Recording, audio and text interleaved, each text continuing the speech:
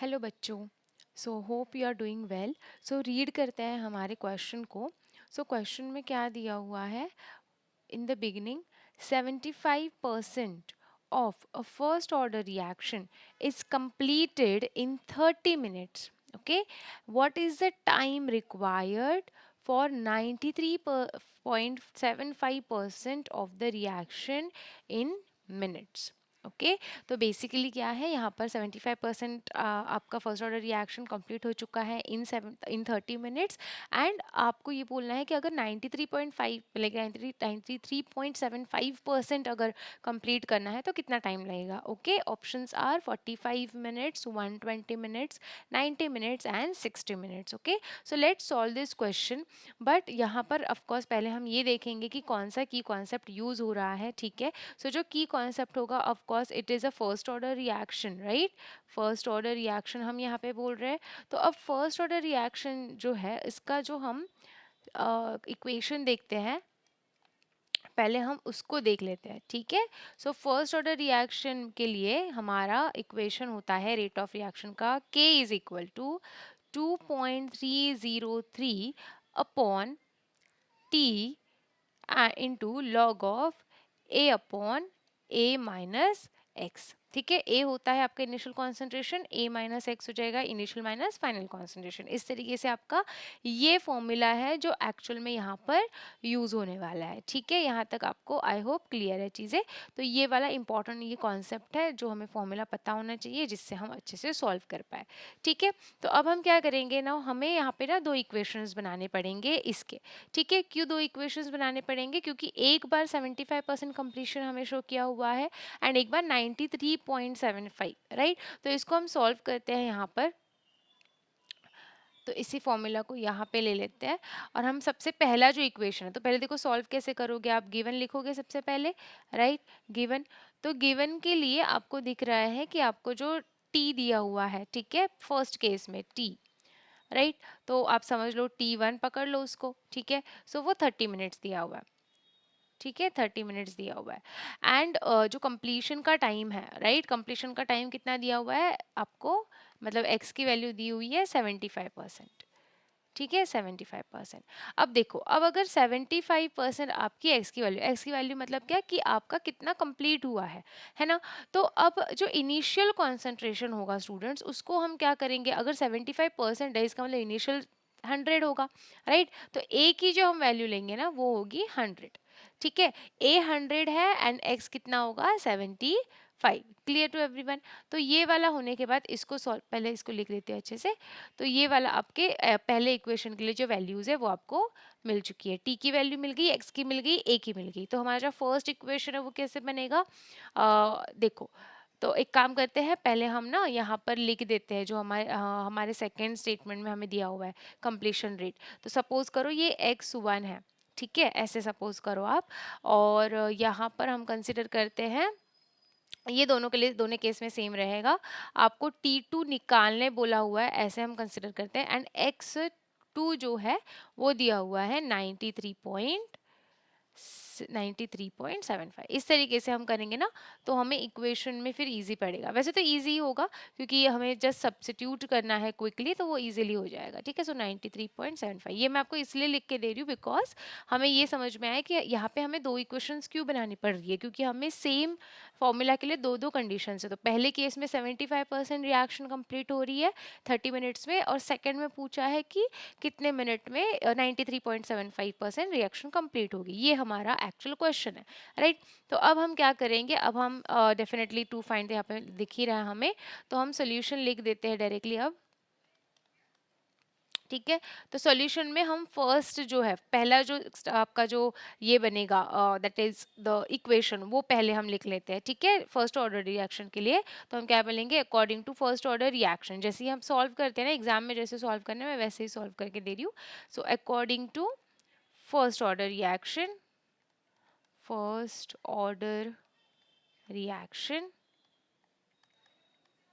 Okay तो यहाँ बनेगा हमारा k इज इक्वल टू, जो हमने ये फॉर्मूला लिखा है ना कि कॉन्सेप्ट में, बस वही लिखना है हमें।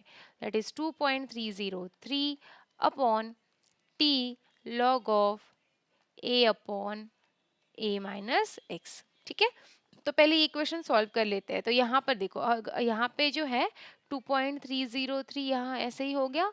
अब ये since it is a first equation, ये भी t1 होगा, है ना, ये t1 की वैल्यू होगी और यहाँ पे x1 की वैल्यू हमें ऐड करनी है, राइट। तो बस तो आप यही करोगे, 2.303, t1 की वैल्यू है 30 मिनट्स, हमें आंसर भी मिनट्स में निकालना है तो हम यहाँ पे कोई कन्वर्जन भी नहीं करेंगे, ठीक है। फिर लॉग निकालेंगे 100 अपॉन 100, एक ही वैल्यू है, 100 अपॉन 100 माइनस 75, ठीक है। इसको सॉल्व करने के बाद आपके पास आंसर आ जाएगा 2.303 अपॉन 30 एंड लॉग ये सॉल्व करेंगे हम तो 100 अपॉन हमारा हो जाएगा 25 यहाँ पर, ठीक है।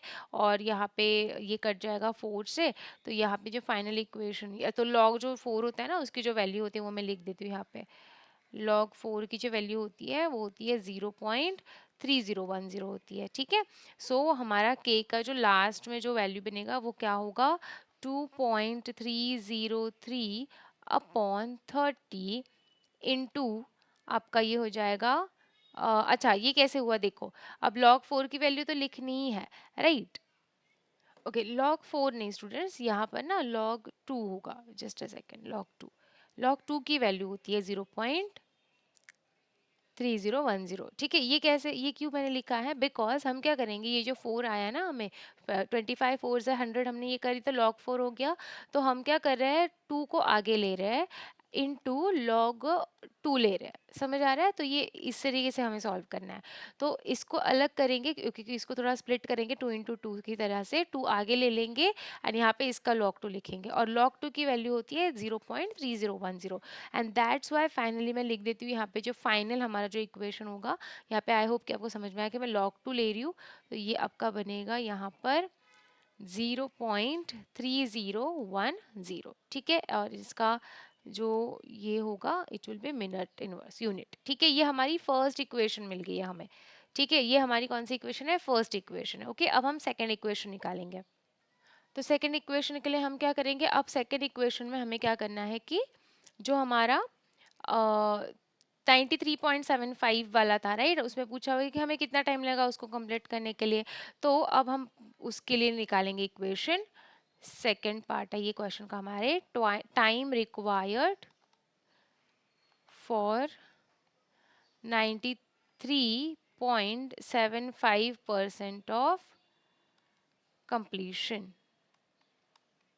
completion of reaction, okay. तो अब सेम फॉर्मूला है, सेम की कॉन्सेप्ट में जो हमने फॉर्मूला देखा, बस हमें क्या करना है ना, ये जो टी है ये यहाँ ले लेंगे बिकॉज हमें टी निकालना है ना, टी की वैल्यू निकालनी है।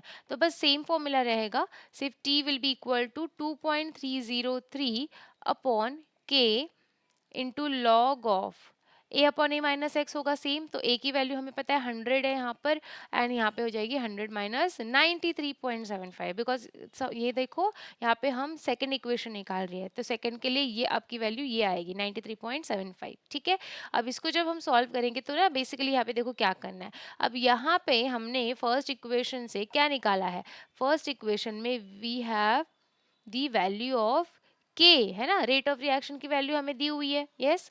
तो ये रेट ऑफ रिएक्शन की वैल्यू हमें पुट करनी है इस वाली इक्वेशन में, जैसे कि ये है ना के की वैल्यू यहाँ पर ये पुट करनी है, तो चलो पुट करते हैं। तो ये हो जाएगा 2.303, ठीक है।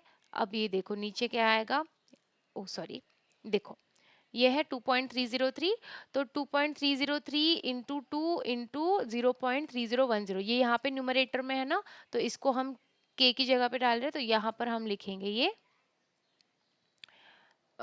यस, तो यहाँ लिखेंगे 2.303 इंटू 2 इंटू 0.3010, ठीक है। एंड इसके नीचे क्या था, इसके नीचे है ये 30, तो ये 30 ऊपर लिखेंगे हम लोग, ये ऊपर आ जाएगा, ठीक है। तो यहाँ पर आ जाएगा 30, ओके यहाँ तक क्लियर है। अब सॉल्व कर लेते हैं इसको जस्ट अ सेकेंड ना, this percentage sign I will remove, हाँ ये देखो। तो अब यहाँ पर हमें क्या करना है, सॉल्व।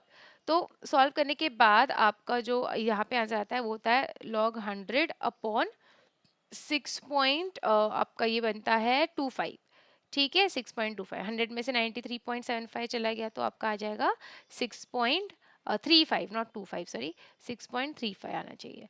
ठीक है, ये हो गया। अब यहाँ पे हम निकालेंगे इसको जब हम सॉल्व करेंगे। ओके नहीं 35 नहीं 25 ही करेक्ट है राइट, क्योंकि 93.75 100 में से जा रहा है ना। हाँ तो 6.25 इज ओनली करेक्ट। ओके चलो अब इसको जब हम करेंगे डिवाइड मल्टीप्लिकेशन, तो यहाँ पे हमें मिल जाएगा यहाँ पर 16। ठीक है 16 मिलेगा। अब ये जो है ना इसका लॉग हमें कैसे लेना है, देखो यहाँ पर ये जो 16 है ना, 16 का मीनिंग क्या होता है, 2 raised to 4। ठीक है 16 का मीनिंग हो जाएगा 2 raised to 4। ठीक है अब यही हमें करना है यहाँ पर, तो हम क्या करेंगे, पहले तो ये तो कट हो जाएगा यहाँ पर। ठीक है बाकी चीजें लिख देते हैं यहाँ पे 30/2 × 0.3010।